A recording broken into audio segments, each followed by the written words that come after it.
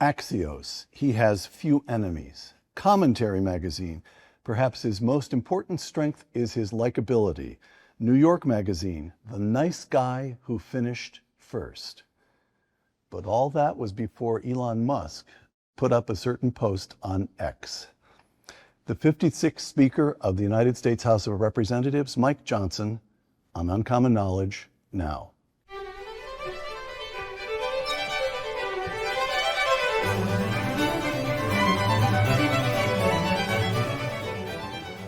Welcome to Uncommon Knowledge. I'm Peter Robinson.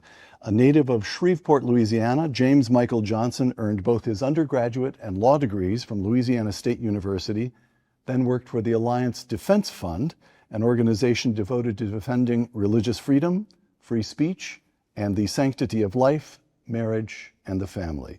In 2017, Mr. Johnson was elected to the Louisiana House of Representatives. 2 years later, Louisiana's 4th Congressional District, located in the northwest part of the state, sent Mr. Johnson to the U.S. House of Representatives. And in late 2023, Mr. Johnson's fellow Republicans elected him Speaker of the House. He has held the gavel ever since. Mr. Speaker, thank you for permitting us to join you here in your chambers. By the way, I should note that I was here once before, half a century ago, when I met Carl Albert. Wow. I was in a high school program. Carl Albert of Bug Tussle, Oklahoma. I believe that was his hometown. All right. Thank you for making the time. The 119th Congress, Republicans hold 220 seats in the House to the Democrats' 212. I think that's the current count. Right. The Democrats, a couple have died. Yes. All right. You preside over the narrowest Republican majority in the House of Representatives since 1931. And that makes your job impossible. Nobody can move legislation through a chamber when he can only afford to lose 3 votes. But you've done it. And on May 22nd, you found the votes to pass President Trump's One Big Beautiful Bill Act. The bill is passed, which you have now sent to the Senate. It passed by 1 vote. Everything looked done. And then, earlier this week, Elon Musk put up this post on X, quote, "I'm sorry, but I just can't stand it anymore. This massive, outrageous, pork-filled congressional spending bill is a disgusting abomination. Shame on those who voted for it." And since then, Elon Musk has issued a number of calls to kill the bill. Here's a second quotation. This is you. "We worked on this bill for 14 months. You can't go back to the drawing board, and we shouldn't. We have a great product to deliver here." All right. That part of the country that pays any attention at all to politics is watching this go back and forth, scratching its head. A great product. Yes, indeed. Peter, welcome to the ceremonial office of the Speaker's chamber here. I'm glad to have you. I'm a big fan, and glad to be with you. Thanks for the opening. This is it's been very confusing for me. Elon I count him as a good friend. I've gotten to know him well over the last many months since he's jumped on the Trump train and was part of the team. And I mean, we traveled together. I've visited with him a lot, and had talked him through what we were doing with the One Big Beautiful Bill, the necessity of it. Remembering, as I reminded him, and I've reminded him even in the last couple of days, this is not a spending bill. He keeps calling it a spending bill. It's not. It's a budget reconciliation bill, and it's a critically important one. A couple of things for everybody back home to understand. Why do we talk about budget reconciliation? Well, this is the only exception to the normal rule that you would need 60 votes in the Senate to pass substantive legislation. It's a critically important distinction right now because the margins are small in the House and the Senate. Right. Chuck Schumer and the Democrats are in no mood whatsoever to help deliver the Trump agenda, right? The America First agenda, which we all promised everyone. And this is the vehicle to do that, because when you are reconciling a budget, you only need 51 votes in the Senate. So we're trying to put everything into this that we can under the rules of the Senate. And the Byrd rule is something people will hear a lot about. You can't do big policy changes. You can only do things that reduce the deficit, reduce the budget. So in that effort, I foresaw, many of us believed, that we would have this moment of unified government. I forecast this early last year on the campaign trail. And I told my colleagues that we gathered all the committee chairs in the House together, Steve Scalise, the leader here, majority leader, and I as the speaker. We gathered all of our Republican chairs together and we said, our dear friends, we're going to win the House, the Senate, and the White House. President Trump is coming back, and we cannot be caught flat-footed as we were in 2017. If you remember, no one thought President Trump would win the first term. Everybody assumed Hillary Clinton was going to be the president. So my predecessor at that time, Paul Ryan, who's a brilliant guy, great guy, he and the others, the leaders in the Senate, they were not prepared for the moment that was delivered when we had unified government and we had this opportunity to change everything. I was a freshman back then and was frustrated that it took so long to get going. You saw it all happen. You Yes. saw it all happen. So I determined to myself back then, I was kicking rocks as a freshman, mumbling to myself, oh man, if I'm ever in charge, we'd never be in this position. Of course, I had no idea that this would come. But so in March of last year, 2024, we gathered all the chairs together and we said, guys, we're going to have an opportunity to do an historic piece of legislation through the budget reconciliation process. We believe we'll have unified government. We'll have majorities in both chambers and President Trump in the White House. But we believe those majorities might be small. So let's think now strategically about what would be our top priorities in each of your areas of jurisdiction. Come up with your top 5 to 10, the best things you could deliver on all of our promises. That's where this began. So the genesis of this big, beautiful bill began 14 months ago. In this chamber. In this chamber. And we worked slowly, methodically, just as the framers intended for the process to work. And the consensus building operation that we have with the smallest margin in history, we had a 1-vote margin for much of the first 100 days of this Congress. But we delivered that product. And what's in it is incredible. It is truly historic. Historic level of tax cuts and a historic level of savings, which I keep reminding my friend Elon and others. We're going to deliver, by our estimates, $1.6 trillion in savings. There has never been a legislative body in the history of mankind that's delivered $1.6 trillion in savings. Now, when you say, excuse me, let me just play the layman here. Sure. So when you say savings, that's not cuts? How? It's a combination. It's a combination. But so here's what's in the bill. I'll tell you that and then how we get there. So we have, if we don't make the tax cuts permanent from 2017. There's a tax hike, effectively. Largest in history. It'll happen by default at the end of December when the tax cuts expire. So we must do that. But we want to deliver savings as well. We also have to have border security. We have an historic level of investment in border security because that was the #1 issue in the election. You know, the last administration opened it wide, so we have to repair all that. We have a big investment in our military industrial base. Why? Because we're in a very dangerous time, and China and others are our competitors. Then we also do no tax on tips, no tax on overtime. We have tax relief for seniors, all the things the president promised on the campaign trail. We've got all that woven in. American energy dominance will return because we have regulatory reform. We're going to restore peace through strength, and we're going to strengthen and preserve the programs that people rely upon so much, things like Medicaid and SNAP that our vulnerable populations need. We're going to secure and strengthen those programs by eliminating fraud, waste, and abuse. So many other things. All of that. The reason we call it, the president named it, the One Big Beautiful Bill, is because there's so much in it. And we have to deliver that, and we have to do it ASAP because the people need that relief. It's going to be jet fuel to the U.S. economy, and we got to do it now. Okay, so if I may ask a few more questions here. By the way, in the old days, I interviewed Milton Friedman, and Milton Friedman not only sat there and listened to the questions, but he would rewrite. He would say, no, you should be asking this, and then he would answer. So correct me if I'm missing. I'm no Milton Friedman, but okay. No, but if I'm missing something. So, can you explain to me as a layman? You mentioned a reconciliation bill is the only bill in which the Senate does not require 60 votes for cloture. You mentioned and an ordinary American is saying, why do these guys operate under all of these strange, arcane rules? And I guess the answer is Article 1 of the Constitution of the United States establishes, the president comes second, he's Article 2. Article 1 is the Congress of the United States. What goes on here matters. Right. And because it is a large body, it has to have rules. If it didn't have this set of rules, it would have another set of rules. And what this set of rules has to be said for it is that people understand them. They've been in place for a long time now. Is that correct? Is this the way? That's a good summary. Look, we live in the greatest country in the history of the world. It's not even close. It's objectively provable. We're the most free, most successful, most powerful, most benevolent nation that's ever been. Part of the reason for that is because I believe the founders were divinely inspired to set up the system that we have. We separated the powers. We did something no nation had ever done before. We created a government truly and literally of, by, and for the people. We don't have a monarch, no king. We have a constitutional republic, but we're still an experiment on the world stage. You're only 250 years into this almost, and we don't know how long it'll last. But the structures they put in place are critically important.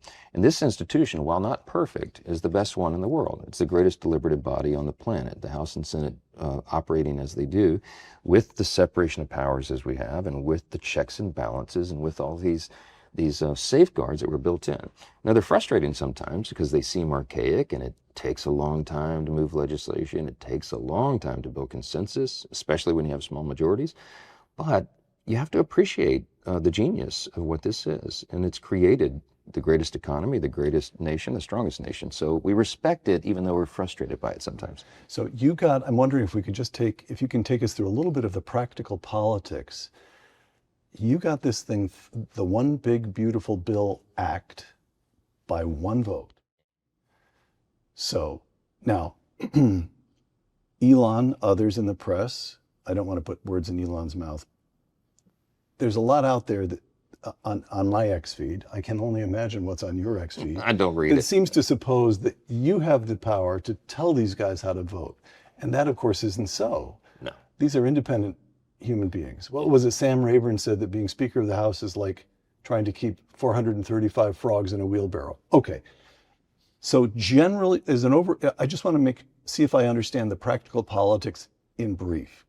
On the one hand, you've got plenty of conservative Republicans who want cut, cut, cut.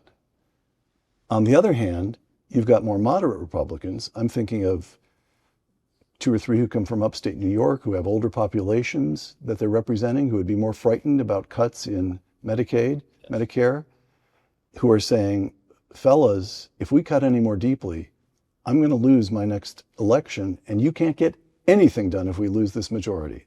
Correct? Those are the 2 poles between which you have to maneuver. Yes. Is that right? Yes, and even more dynamics. When the great speaker Sam Rayburn said that in the early 1950s, that was before the 24-hour news cycle, when every individual member had their own brand, their own comms shop, their communications operation, their own production companies. I mean, this is, right. And everybody is on social media, and they're trying to feed the beast every 5 minutes, and they can go on every 30 seconds, literally, and explain what they're disgruntled about in a particular piece of legislation. None of those dynamics were present in previous generations of Congress.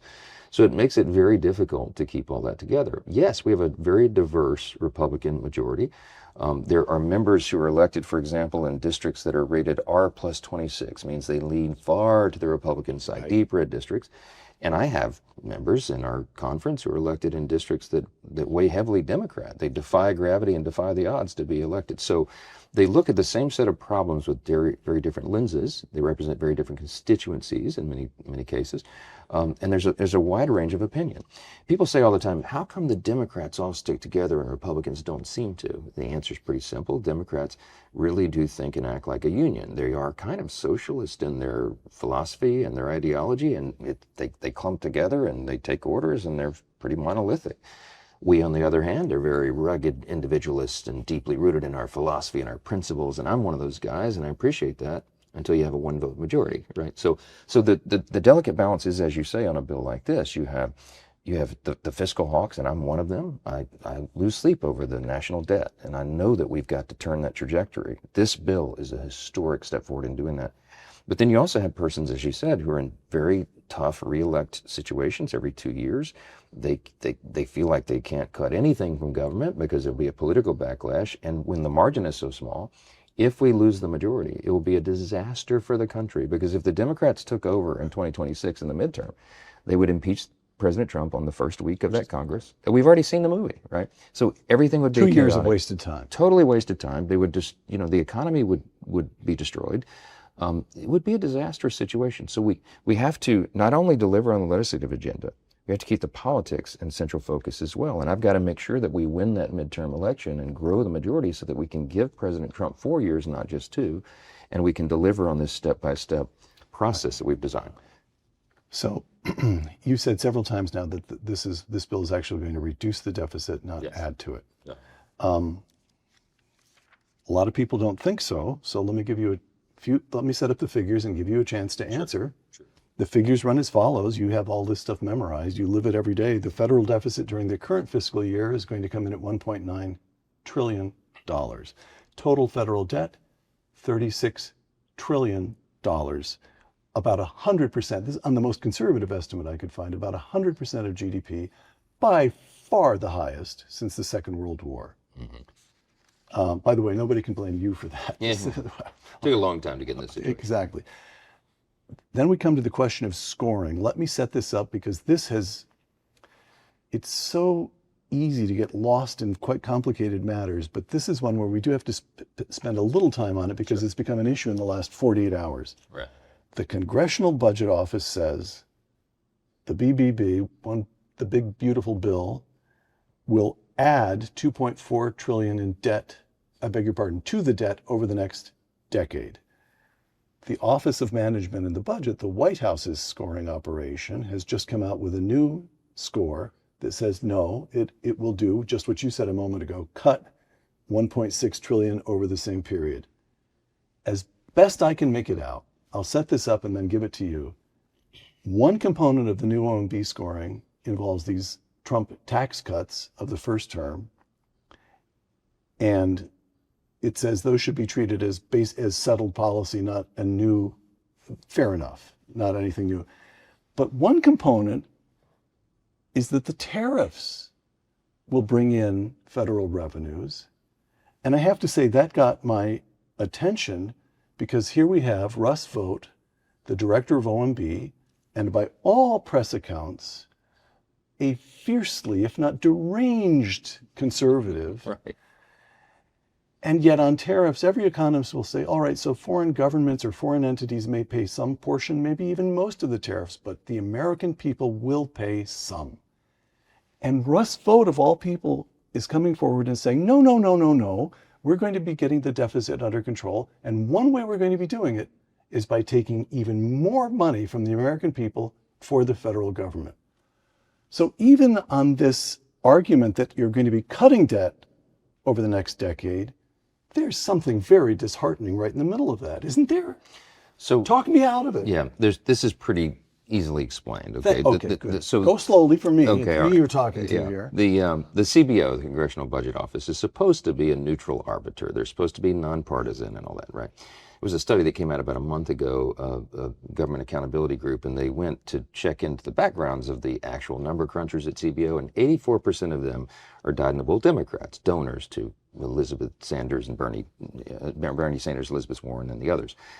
So set that aside. Their assumptions are incorrect, and the CBO is historically inaccurate when it comes to projecting growth in the economy. They do some things okay, but anytime they're doing an analysis on tax cuts, they always and every single time underestimate the effect that will have in the economy. Right. They did it during the TCJA. When we passed the Tax Cuts and Jobs Act, the signature piece of legislation of the Trump administration the first 2 years. Mr. Speaker, they did it in the 1980s during the Reagan period. Exactly. I remember that. All right. I was talking to Newt Gingrich the other night. He said they did it to us in the 90s. They dramatically undercut. So there's a history here. They missed the analysis on the TCJA, the Trump tax cuts, by $1.5 trillion with a T, okay, because they underestimated the growth that would be brought about by tax reduction and regulatory reform.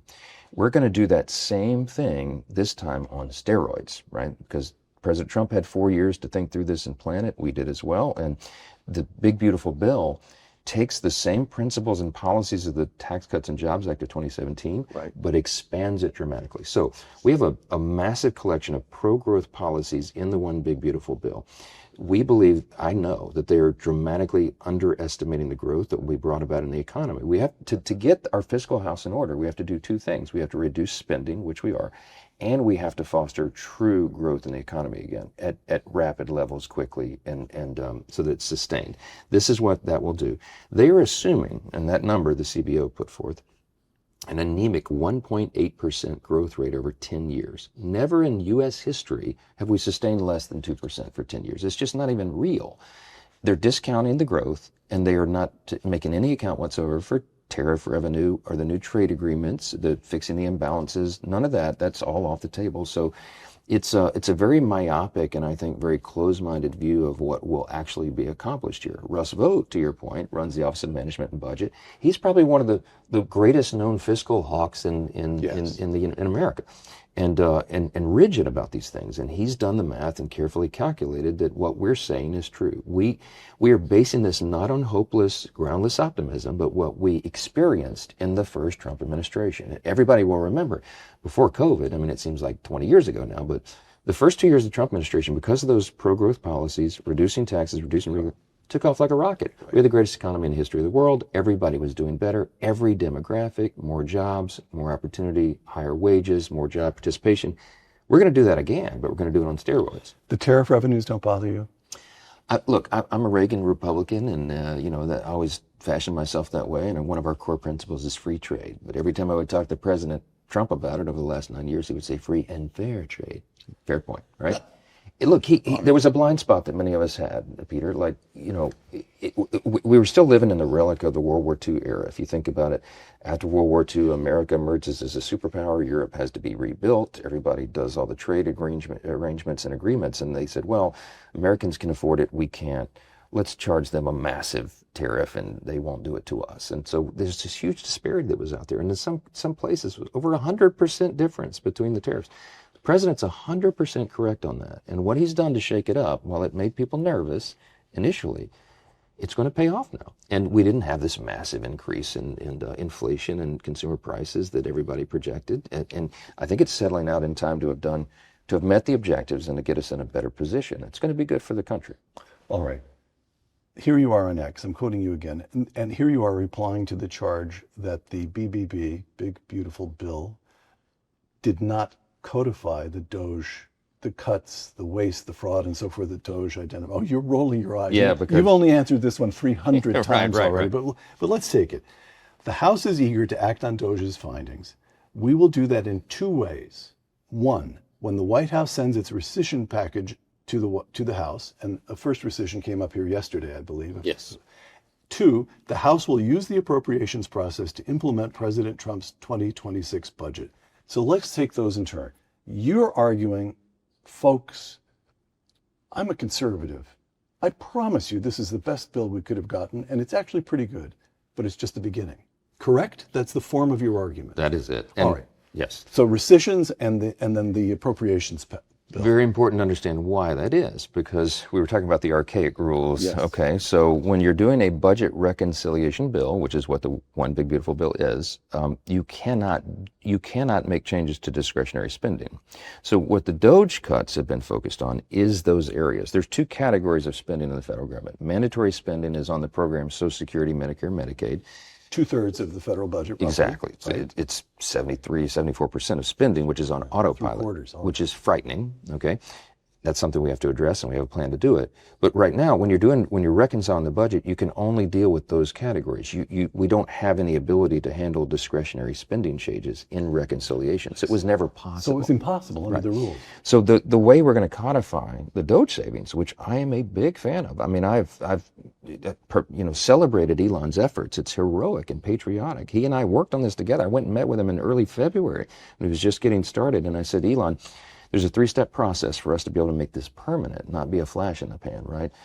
We have to codify this, but to codify it, we have to first qualify and then quantify and then codify what you're finding. To Elon's credit, I mean, he did something unprecedented, and there was no playbook for how to take that and turn it into legislative text. So we developed that over the last few months, and that first rescissions package is coming from OMB, Russ Vought.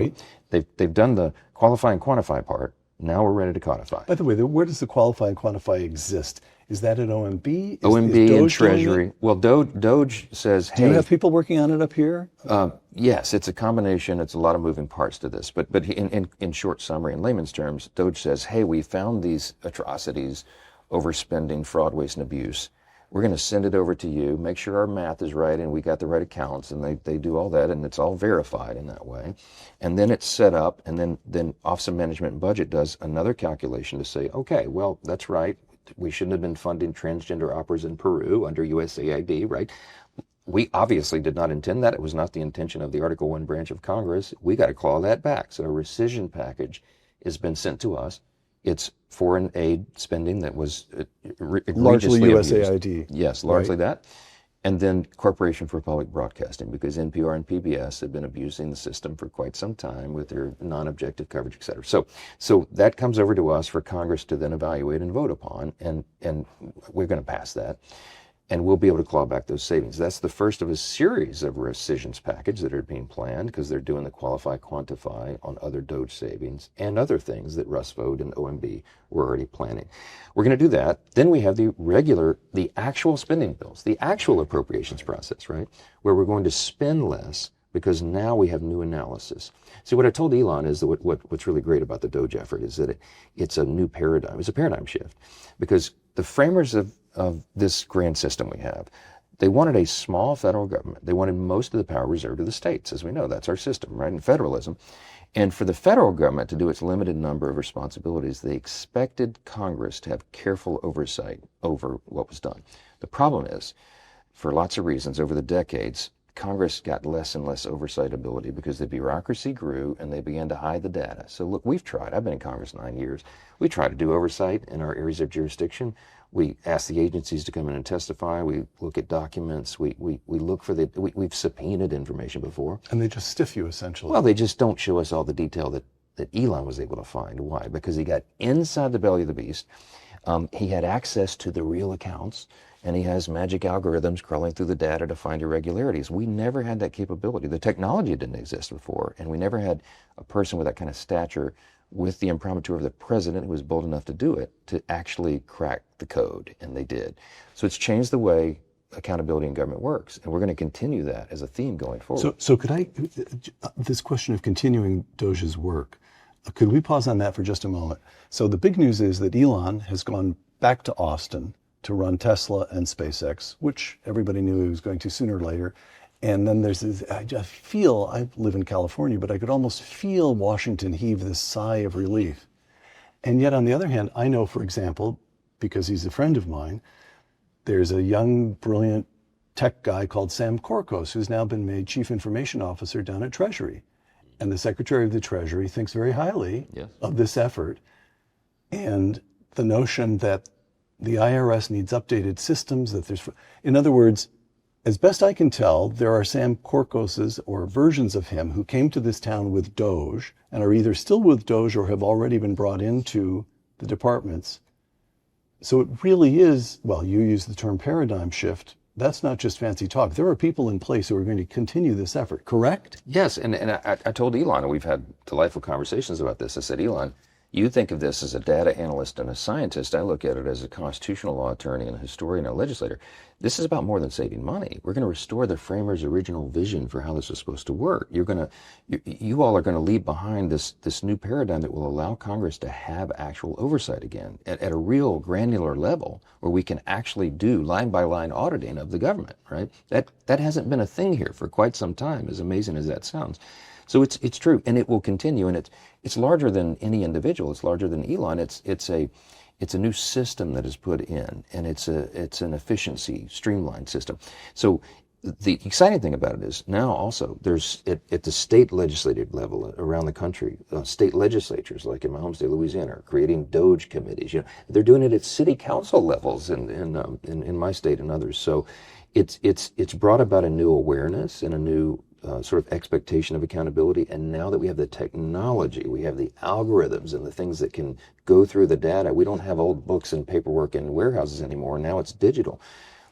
We can actually do this again. And I think it's an incredible innovation. It happened at the perfect time. And we give credit where credit's due. Elon deserves credit for being bold enough to set that up. All right. The BBB is now over in the Senate. The GOP holds a majority of 3 seats in that chamber. I count, you're better at counting these people than I am out in California, I count 4 Republican senators who have already expressed serious reservations. Rand Paul, Ron Johnson, Mike Lee, and Rick Scott. Lose all 4 of those and that bill goes down. So you're looking at me as though, oh, how could you ask such silly? Go ahead. No, it's not. So there are others too. I mean, there are others that have concerns here's the in question. different areas. Yeah. So Elon puts up that tweet. You've explained why he's missing certain things. He should know better. On the other hand, He's riled up a lot of people in the conservative direction. Have the politics now shifted such that the GOP on the other side of this building can get deeper cuts than you were able to get? No? Well, And if they send something back to you, are you going to be able to get through the House? so you were alluding to this when we began about, in a deliberative body like this, we don't get our personal preferences. We're very rarely. I mean, I never get 100% I want in a piece of legislation. I am a deficit hawk. I came to Washington to change the trajectory of debt because I'm worried about my children's future. We all should be, right? We have a plan to do this, but I can't do it tonight. My friend Ron Johnson over there, for example, he'd like to cut $8 trillion from the federal budget tonight. So would I, but I'm about 170 votes short of that, right? So the reality of a deliberative body where you have to be in the consensus building business, is what we do here every day, is you've got to see what is possible and not what is preferable to everyone. And so, look, I know all those folks you just listed very well, and many of them are close friends and understand exactly where they are. They feel as I do. But remember, the House worked on this for about 14 months before the final product. They're going to all go through 5 stages of grief, each of them. I mean, you have Susan Collins and Murkowski on the other side, right? They're all I can already tell them how this is going to go. But is John Thune in touch with you? Is the leader in the Senate? We're a one-team approach here, because his job is almost as miserable as yours. We empathize daily, and I had lunch with the Senate Republicans 2 weeks ago on Tuesday, 2 days before we passed the bill in the House on that Thursday. And I told them, I said, I'm going to deliver this product at the end of this week. I don't even think half of them believed me that, they didn't think it was possible. But I said, just on the outside chance I'm right, okay, I'm going to send you a product that is very delicately, very deliberately negotiated. There's a very careful equilibrium here, understanding I have more than 170 additional personalities than you do to deal with over there.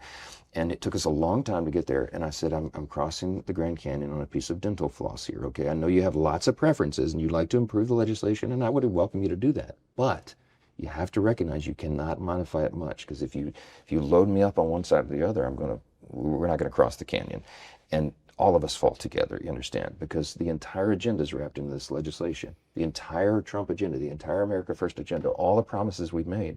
And if we fail in this endeavor, it means, remember, the importance of reconciliation, 51 vote threshold in the Senate. If we don't succeed in this, we're going to run out of time. The tax cuts will expire, largest tax increase in U.S. history. Debt cliff comes upon us about mid to late July. We will have no foreseeable way out of that dilemma. The Democrats are not going to help on any of these substantive matters and all the beautiful policies, things that are entwined in this. We're in serious trouble. And so I think they recognize the reality of that. And at the end of the day, I will never ask any of my colleagues, I tell them this all the time, I will never ask you to compromise any core principle, but you are going to have to compromise your preferences, because that's the way this works. All right. Mr. Speaker, give me a moment, if I may, to set up one last question about this overall question of spending. If I may, let me begin with the clip. Let me show you a brief video clip. On the classic. As I said before, keep your eye on one thing and one thing only: how much government is spending. Because that's the true tax. Every budget is balanced. There is no such thing as an unbalanced federal budget. You're paying for it. If you're not paying for it through it in the form of explicit taxes, you're paying for it indirectly in the form of inflation or in the form of borrowing. The thing you should keep your eye on is what government spends. And the real problem is to hold down government spending as a fraction of our income. And if you do that, you can stop worrying about the debt. All right. You know this well, but I just have to lay it out one more time. Economists such as Milton Friedman, from whom we just heard, have been telling us for half a century that in the end, all that matters is spending. That's right. The government will either have to raise taxes or borrow the money or inflate the currency to cover the spending. And yet spending has grown and grown and grown. I sit here as an eyewitness to the Reagan administration, and even Ronald Reagan was only able to contain the growth in discretionary spending by about 1% a year, and the non-discretionary, the entitlement spending, just continued to grow. And it's not just conservatives who are calling for cuts now. Here's the Wall Street Journal just a couple days ago. Quote, JP Morgan Chase Chief Executive Jamie Dimon delivered a dire warning for the markets, predicting a crisis unless the U.S. takes steps to address its spiraling national debt. Quote, you're going to see a crack in the bond market, Diamond said. It's going to happen. Close quote. Okay, all that. Now listen, if you will, to a piece of a press release that Chip Roy of Texas released after voting for your big, beautiful bill. This is Chip Roy of Texas, Republican Chip Roy of Texas. After much deliberation, I voted yes. My fellow budget hawk colleagues and I forced reforms. We accelerated Medicare work requirements. We helped stave off further Obamacare expansion. We began to claw back the Green New Deal. And you know, Chip Roy, as far as I know, is a very good man and a thorough conservative. I read that and my heart sank because I thought, oh no. Even Chip Roy is forced to say just the kind of thing Republicans have been saying for decades now. The bus is headed toward a cliff, but don't worry, with us in charge, it's driving more slowly. So it's one thing for you to say to your colleagues, it's not a small thing, but it's one thing for you to say to your colleagues, trust me, I'm an honest broker here. I'm going to help us achieve what we can achieve as a group. It's another and really much more solemn, even more solemn thing for you to find yourself in the position you're in right now, which is saying to the American people, trust me. Yeah. Oh, make me believe that we can. I'm so glad you gave me the opportunity to do that. And I'll cite Friedman and Diamond and Roy in my answer, okay? I'm going to modify your metaphor a little bit. We're not in a bus. I use the metaphor of an aircraft carrier, okay? My son's just finished his freshman year at the Naval Academy. And Congratulations. Oh, thanks. We were studying for his, they have to study all the details of the big naval vessels, right? And it's fascinating to get into that. An aircraft carrier does not turn on a dime. It's a massive vessel. It takes a mile of open ocean to turn it when it's at high speed. And so that's what the U.S. economy is, in my mind. We did not get in this situation overnight. It took us quite a bit of time to get here. You mentioned in the Reagan years, he was trying to work on discretionary spending. Since that time, the discretionary spending pie has shrunk, and more of it has become mandatory spending, which is on autopilot, to your point. The mandatory spending is what is the real problem, but it's the third rail of politics that no one wants to touch. We have a plan for that as well. But I would just say, I'm a devotee to Milton Friedman, as we all are, and he was right. He's exactly right. It is that simple. Government spending is the problem. I had dinner with Jamie Dimon on Tuesday night. Jamie Dimon is a supporter of our big, beautiful bill, a vocal supporter. He's been out saying that because he understands it's a generational shift. We haven't turned the wheel on that aircraft carrier in decades, not in any meaningful way. This bill truly is the first big turn on that wheel to begin the aircraft carrier going like this. Chip Roy is a dear friend of mine. We agree 100% on the principle and the policy. His tactics are sometimes different than mine. He has a little more luxury to do and say things that I don't, because I got to get everybody there at the end of the day. But Chip and I have talked about this late into the night, many nights since we've been here together. In fact, he was assigned to be a mentee of mine when he came in as a freshman. Oh, really? Yeah, we have lots of history together, and I love him. But Chip and I agree. We have a multiple step process to do this. We're the party of fiscal responsibility. We're the party, the only ones. The Democrats do not seem to care at all about the debt. They will spend us into oblivion, which is how we got into this situation. The last 4 years, and Biden and Harris was spent like drunken sailors, right? So we have to get this thing corrected. We have a plan to do it. The big, beautiful bill is a very important first step in that. Saving $1.6 trillion is a big thing, but scaling down the size and scope of government at the same time. That's how you reduce spending. The DOGE effort is part of this. The president's effort of scaling down the bureaucracy and cutting back the departments and the agencies. We're going to do everything we can in the discretionary space. You're going to see that as a continuing theme through rescissions, through the appropriations process, through how this Congress operates, so far as long as I'm at the helm. And then we have a plan to address the larger mandatory spending, and we have to do it. It has to be bipartisan. Because it's going to require that. But you need reasonable, honest people who will look at the situation and say, we can make minor modifications to the programs that don't disenfranchise or leave anybody out, but we have to do it. If we don't, they're going to be insolvent. We're within like about an 8-year window for Medicare and Social Security and Medicaid for that matter to be insolvent, so that the people that rely upon it don't have those resources anymore. Congress has an obligation to fix it.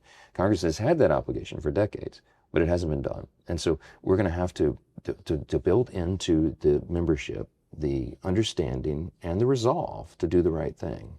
And I am committing that we will do that. We will be fiscally responsible. This big, beautiful bill is a very important first start in that. And I hope everybody will dig in and understand enough to recognize and appreciate what we're trying to do here. All right. I have a couple of last questions, but I'd like to extract one more promise from you. I mean, save the country, that's fine, but when you get to dealing with the mandatory, with the non-discretionary spending, will you sit down with me again? Sure, we're going to need lots of discussion. I would imagine. Yeah. I would imagine. All right. So you've said several times, time. You can't move the aircraft carrier all at once. It's a big vessel. It requires persistent effort. Politics. Mm-hmm. As you well know, one of the most persistent patterns in politics is that in off-year elections, the president's party loses. In fact, only twice in 90 years has a sitting president's party picked up seats in that first 2 years. Okay, and in President Trump's first term, Republicans lost over 40 seats in this chamber. You can't afford to lose 40 seats. I still have PTSD from that experience. I'm sure, okay. On the other hand, the Democratic Party, all the polling shows that the Democratic Party is speaking of history, they're, for sure, if you just look at poll numbers, if you look at charts, this moment is anomalous. It is. So do you believe you can succeed? Yes. You're going to survive the midterms? Oh, we're going to thrive in the midterms. Let me tell you why. Two quick You reasons. really believe it? I'm looking at your absolutely eyes. That is not a man spinning me. You No, really I believe absolutely believe that's going to happen. And they underestimate me every day around here. And I'm telling you, that? I'm listening. You've got my attention. there's a couple of very simple, logical reasons why. We will defy history and we will grow the majority in the House in 2026. Two quick reasons in summary, and I can give you a 90-minute slide presentation on this if we have time. But we experienced a true demographic shift in the 2024 election. We are in unprecedented times. We had a record number of Hispanic and Latino voters, Black and African American voters, Jewish voters, union workers who came to the Republican Party, not reluctantly. They came with hopeful anticipation because the Democrat Party left them behind. The woke progressive left went too far. They pushed that pendulum too far, and they lost a lot of their folks. They came to us. I was talking to Newt Gingrich the other night on the phone, and he said, Mike, I know you're mired in the daily management of all this, but he said you should zoom out for a moment and consider the historic significance of where we are. This is not unlike Reagan in '81. Like, we have these new groups that came. If we deliver and demonstrate for them that they made the right choice, that it really is our conservative common sense policies that lead to human flourishing. It's better for individuals, families, states, and the nation as a whole, their communities. They will stay with us, and we can have a durable governing common sense majority for 10 years or longer. This is how you change a country. Okay, so we had a demographic shift, and I believe we're going to hold. The big beautiful bill is geared for lower and working class Americans. They are going to receive the greatest amount of tax relief and experience in that economy, that growth economy, more jobs and opportunity and stepping up on the next rung on the ladder. This is going to be a good thing for us, that mood going into that midterm cycle. And the other thing is, providentially, we have the most favorable election map that we faced in decades. And what I mean by that is, as you and I are sitting here talking this morning, there were 13 House Democrats sitting in districts that President Trump won. There were 21 House Democrats in districts he came within 5 points of winning. Conversely, there's only 3 House Republicans sitting in districts that Kamala Harris won. So it's a totally lopsided map. It gives us an offensive opportunity to go and flip those seats. And one of the other things I'm doing in addition to the legislating and the politics and the fundraising, we're doing candidate recruitment right now. We're in that phase. And we are recruiting workhorses and not show ponies around the country in these districts to flip them. Extraordinary people who are bringing extraordinary talent.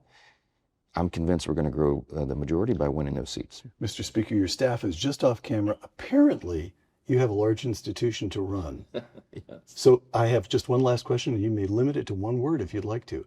To my astonishment, the man who has the worst job in the United States of America appears to be enjoying himself. Is that true?